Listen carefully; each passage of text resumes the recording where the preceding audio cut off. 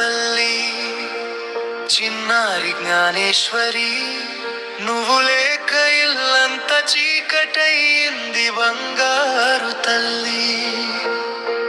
అమ్మ కడుపు కోత చూడలేకపోతున్నా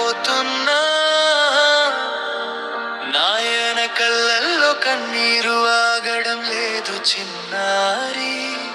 నువ్వు నడిచిన అడుగులు గుర్రొస్తుంటే గుండె పగిలిపోతుంది నీ ముద్దు ముద్దు మాటలు వినపడక ఇల్లు వెక్కి వెక్కి ఏడుస్తుంది